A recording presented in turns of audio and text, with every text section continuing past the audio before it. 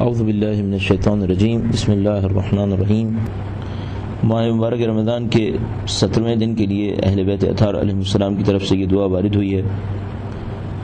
فرمایا ہے اللہم اہدنی فیہ لصالح الاعمال واغفر لی فیہ الحوائج والاعمال یا من لا یحتاج الی التفسیر والسؤال یا عالما بما فی صدور العالمین صلی علی محمد وآلہ الطاہرین۔ فرمایا اے پاک پروردگار، اس ماہ مبارک میں اور اس دن میں مجھے ہدایت دے دے بہترین اعمال کی سمت، صالح اعمال کی سمت، اور اس مہینے میں اور اس دن میں میری دعاؤں اور آرزوؤں کو پورا کر دے۔ اے وہ جسے کسی سوال یا تفسیر کی کوئی ضرورت نہیں ہے، اے وہ جو دلوں میں چھپے ہوئے اسرار سے واقف ہے، صلی علی محمد وآلہ الطاہرین۔ انتہائی خوبصورت دعا ہے جو اہل بیت اطہار علیہ السلام سے ہمیں ملی ہے۔ اس میں فرما رہے ہیں کہ اے پاک پروردگار، مجھے صالح اعمال انجام دینے کی ہدایت فرما دے۔ حقیقت یہ ہے کہ جیسے کہ قرآن کریم نے ارشاد فرمایا ان ھدی اللہ ھو الھدی، ہدایت اللہ کی سمت سے ہے۔ یہاں تک کہ قرآن کریم ارشاد فرماتا ہے نبی سے کہ اے نبی انک لا تہدی من احببت ولکن اللہ یہدی من یشاء۔ وہ اس قسم کی آیت کے اندر پروردگار نے ارشاد فرمایا کہ اے نبی، آپ جس کو چاہتے ہیں، جس کو آپ پسند کریں ہدایت نہیں دیں گے، لیکن خدا ہے جو ہدایت دیتا ہے جس کو چاہتا ہے۔ یعنی پروردگار عالم کی ارشاد فرما رہا ہے کہ اے نبی، اگر آپ کے دل کی بات ہو، آپ کی دل کی خواہش ہو، تو سورہ توبہ کے اختتامی آیت میں فرماتا ہے حریص علیکم بالمؤمنین رؤوف الرحیم۔ یہ نبی تو ایسے ہیں کہ ان کی شدید خواہش اس بات کی ہے کہ تم سب ایمان لے آؤ۔ فرمایا انک لا تہدی من احببت، آپ جو آپ کے دل کے اندر خواہش رکھتے ہیں وہ یہ کہ دنیا کے سب لوگ ایمان لے آئیں، لیکن ایسا نہیں ہوگا۔ ولکن اللہ یہدی من یشاء، لیکن خدا نے قانون بنایا ہوا ہے، دستور بنایا ہوا ہے، اس قانون کے تحت ہدایت دے گا۔ جو خود چاہے گا کہ ہدایت لے وہ ہدایت پائے گا۔ اس کو خدا نے تعالیٰ فرماتا ہے کہ خدا جس کو چاہے گا ہدایت دے گا۔ یعنی خدا کا چاہنا بلا سبب نہیں ہے، وہ حکیم، علیم، قدیر بلا سبب ایک نظام نہیں بناتا۔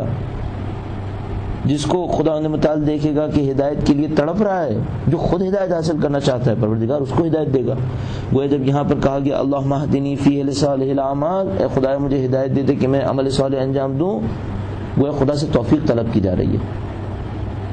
خدا جو عمل صالح انجام دینے کے لیے تڑپ چاہیے، وہ تڑپ میرے اندر ڈال دے۔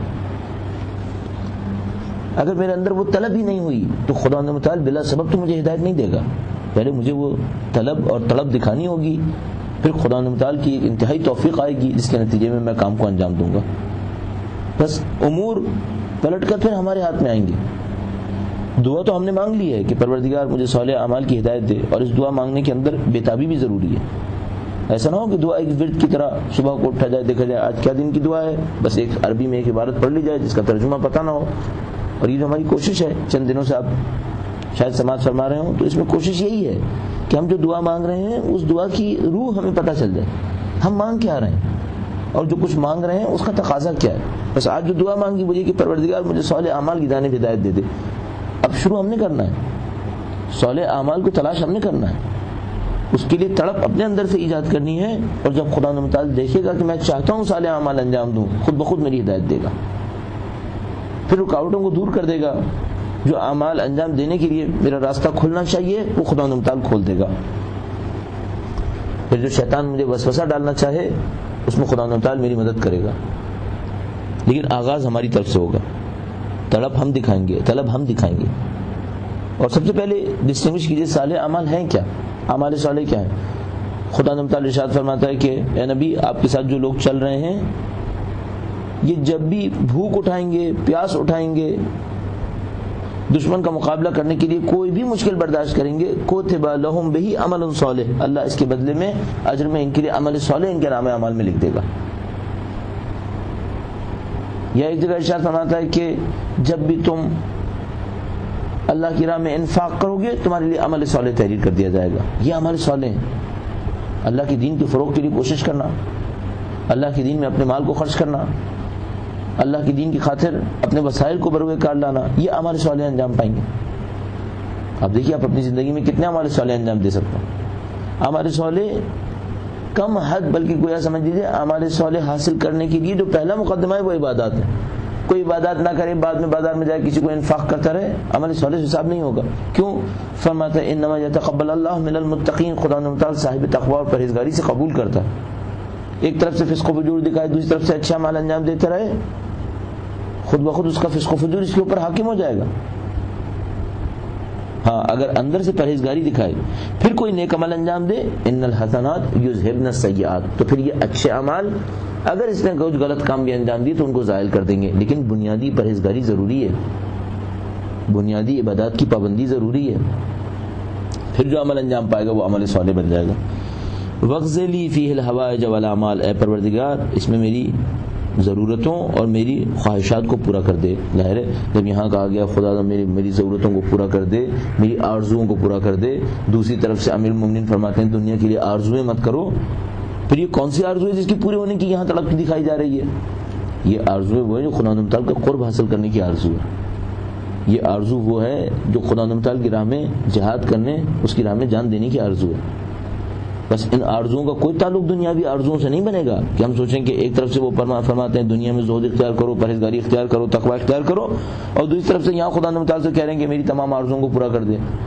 آرزوؤں کو پورا کر دے مثلا میں دنیا کے اندر سب سے بڑا دولت مند بن جاؤں, میرے پاس دولت کے انبار لگے ہوئے ہوں, مجھے شہرت کہیں سے کہیں کی مل جائے. یہ دنیاوی آرزویں یہاں ذکر نہیں ہو رہی ہیں. ایک دفعہ آپ کی دنیاوی آرزو ہے لیکن مد نظر آخرت ہے. مثلا آپ کہہ رہے ہیں پروردگار مجھے اولاد صالح نصیب فرما, آرزو دنیاوی ہے, مد نظر آخرت ہے. دیکھ آپ آخرت کو رہے ہیں, اولاد صالح ہوگی آپ کو کیا ملنا ہے؟ آپ کہیں گے مجھے قیامت کے دن جزا ملے گی, اس کے اوپر خدا تعالیٰ کے نزدیک سرخروئی ملے گی. انبیاء کی اور ائمہ کے حضور میرا سر فخر سے بلند ہوگا کہ میری اولاد نے اسلام کی خدمت کی. دنیاوی آرزو ہے کہ اولاد صالح ہو لیکن مد نظر قیامت ہے. ہماری تمام دنیاوی آرزوؤں کو ایسے ہی ہونا چاہیے. پھر ان آرزوؤں کو پورا کرنے کے لیے یہاں طلب کیا گیا ہے وَغْزِ لِي فِيهِ الْحَوَائِجَ وَالْأَعْمَالَ, اے پروردگار میری خواہشات میں میری ضرورتوں اور میری آرزوؤں کو اس مہینے میں پورا کر دے. یا من لا يحتاج الى التفسير والسؤال, اے وہ جس کو نہ سوال کی ضرورت ہے اور نہ بیان تفسیر کرنے کی ضرورت ہے. یعنی اصل میں کوئی ضرورت نہیں ہے کہ حتیٰ میں زبان سے دعا بھی مانگوں, ضرورت نہیں ہے, خدا تو واقف ہے. بیان کروں خدا مجھے کیا چاہیے, اس کی ضرورت نہیں ہے اسے. لیکن کیا اس میں بھی خدا نے عبادت رکھ دی ہے, اس میں بھی نفسیاتی پہلو ہیں. انسان ایک دفعہ دل میں رکھتا ہے اور ایک دفعہ خدا کے سامنے بیان کر دیتا ہے. اس بیان کی خود نفسیاتی پہلو ہے, اس بیان کے خود حقائق سے ایک تعلق ہے. اس بیان کے نتیجے میں خود انسان قرب خدا تعالی حاصل کرتا ہے. گرچہ اس کو بیان کی ضرورت نہیں ہے, اس کو تفسیر کی ضرورت نہیں ہے, اس کو سوال کی ضرورت نہیں ہے. کیوں؟ کیونکہ فرمایا یا عالماً بما فی صدور العالمین, اے وہ جو عالمین کے دلوں میں چھپے ہوئے اسرار سے واقف ہے. دنیا میں 6 ارب انسان ہیں. یہ 6 ارب انسان اگر ایک ہی لمحے کے اندر نہ سوئیں, سب کے سب جاگ رہے ہوں اور سب کے سب جاگتے ہوئے اپنے دلوں کے اندر کچھ آرزویں رکھیں, وہ 6 ارب انسانوں میں سے کسی ایک کی آرزو کو بھی مخفی نہیں رہے گی اس کے سامنے. ایسا نہیں ہے وہ کوئی ایسی آرزو کر لے گا جو خدا نہیں جانتا, کیونکہ کثرت ہو گئی, 6 ارب لوگ ہو گئے, اچانک سب نے آرزو کر لی. نہیں, عالماً بما فی صدور العالمین, جو کچھ عالمین کے دلوں میں چھپا ہوا ہے, سینوں میں چھپا ہوا ہے, سب خدا ان سب کو جانتا ہے. تو وہ جانتا ہے, پھر اس کو سوال اور تفسیر کی ضرورت نہیں ہے, لیکن اس نے اس پر بھی جزا رکھی. شاید مقرر پہلے بھی آپ کی خدمت میں عرض کیا ہو, اس کو اپنی زندگی کا ایک دستور بنا لیجئے. 5 منٹ کے لیے ایک سجدہ کیجئے, ایک سجدہ کریں قدر لمبا. مثلا ایوریج کے طور پہ ہم نے کہا 5 منٹ کے لیے سجدے میں جائیے, خدا متعال سے گفتگو کیجیے. وہ جانتا ہے آپ کے دل کے احوال کو, آپ بیان کر دیجیے. اس بیان کرنے میں بھی ثواب ہے. سب سے بڑی خوبی جو ہمیں سمجھ میں آتی ہے اس بیان کرنے کے اندر, اور وہ یہ ہے کہ دل خدا سے نزدیک ہو جاتا ہے. مولا امیر المومنین نے 15 مناجات دیے ہیں, مناجات 15 مفاتیح الجنان کے اندر موجود ہیں. جو مولا کے دل میں ہے وہ خدا جانتا ہے, جو خدا کے اسرار ہیں مولا اس سے واقف ہے.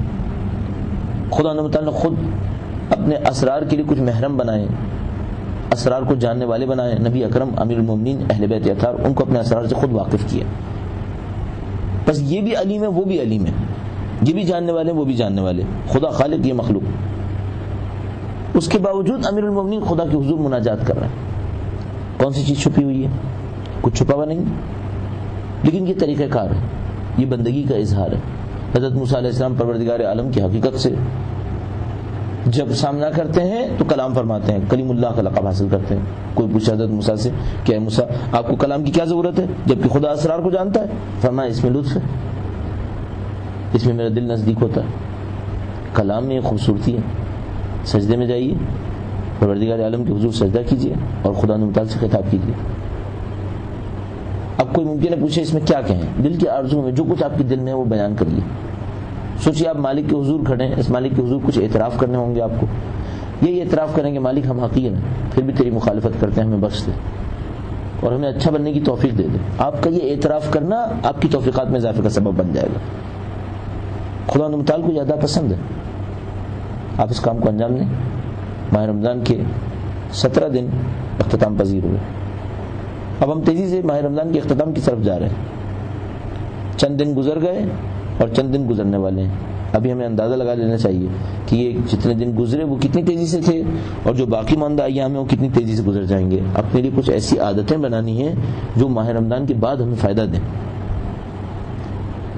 بس یہ دعا بہت خوبصورت دعا ہے آج کی 17ویں دن کی دعا میں بہت خوبصورت بیان ہوا، اللہم اہدنی فیہ لصالح الاعمال، اے پروردگار مجھے اعمال صالح کی جانب ہدایت فرما، واغفر لی فیہ الحوائج والاعمال، اس مہینے اور اس دن کے اندر میری ضرورتوں اور عرضوں کو پورا کر دے، یا من لا یحتاج الی التفسیر والسؤال، اے وہ جسے کسی تفسیر اور کسی سوال کی ضرورت نہیں، وہ واقف ہے۔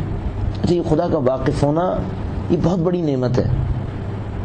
ایک انسان کسی مصیبت میں پڑا ہو، کچھ ہوتے ہیں بیچارے اللہ کے دین کی خاطر مشکلات برداشت کرتے ہیں، عراق کی جیلوں کے اندر آپ نے سنا ہوگا برسوں پڑے رہے، 10 سال پڑے رہے اللہ کے دین کی خاطر۔ فرض کیجئے کوئی کسی کال کوٹری کے اندر پڑا ہوا ہے، مہینوں گزر گئے اس نے دن نہیں دیکھا ہے، مہینوں گزر گئے ظلم و تشدد سہ رہا ہے، کسی انسان سے گفتگو کا کوئی امکان نہیں ہے، اکیلا تنہائیوں میں پڑا ہوا یہ انسان یہ واقف ہے کہ خدا مجھ سے بے خبر نہیں ہے۔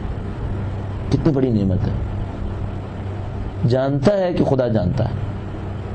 کتنا دل کو سکون ہے اس کے اندر کہ خدا جانتا ہے، وہ علیم، وہ قدیر، وہ حکیم جانتا ہے۔ اطمینان ہے دل کے اندر۔ ظاہر کہنا بہت آسان ہے، کرنا بہت مشکل ہے۔ اس اطمینان کو اپنے دل کے اندر لے کر آنا یہ بہت مشکل ہے۔ بس کبھی یہ تو بہت بڑی بات ہو گئی، آپ ہمیں اپنی زندگی میں کیسے اختیار کریں؟ مثلا فرض فرمائیے آپ انسانوں کے درمیان زندگی گزارتے ہوئے پتہ چلا کسی نے آپ کے ساتھ ناانصافی کر دی، اب آپ کا دل چاہ رہا ہے کہ بدلہ لیں، بدلہ نہ لیجئے، خدا جانتا ہے۔ آپ بدلہ نہ لیں، خدا آپ کو یا جزا دے گا یا جو آپ سے چھیننے کی کوشش کی جا رہی ہے اس سے بہتر دے دے گا۔ عزت میں کمی کرنے کی کوشش کی جا رہی ہے اور عزت دے گا، دولت چھیننے کی کوشش کی جا رہی ہے اور دے دے گا۔ اس صورت میں آپ بدلہ نہ لیں، خدا پہ چھوڑ دیں، خود بخود خدا کا نظام عدل کرے گا۔ عالم ہے خدا، قدیر ہے، عدل کرنے والا ہے، آپ کے حق میں ظلم تو نہیں کرے گا انشاءاللہ۔ خود بخود آپ دیکھیں گے کہ انشاءاللہ آپ کی ذات کے اندر ترقی آنا شروع ہو جائے گی۔ بس خدا متعال کے اس عالم ہونے پر اعتماد کیجئے۔ یا عالما بما فی صدور العالمین، وہ جو عالمین کے سینوں میں چھپے ہوئے اسرار کو بھی جانتا ہے۔ صلی علی محمد و آلہ طاہرین، تمام صفت کمال کا منبع مخلوقات کے اندر نبی اور ان کے آل کو قرار دیا کہ اے خدا درود بھیج ان سب کے اوپر جو پاک و پاکیزہ ہیں۔ اللہم صلی علی محمد و آل محمد وعجل فرجہم۔ اللهم صل على محمد وآل محمد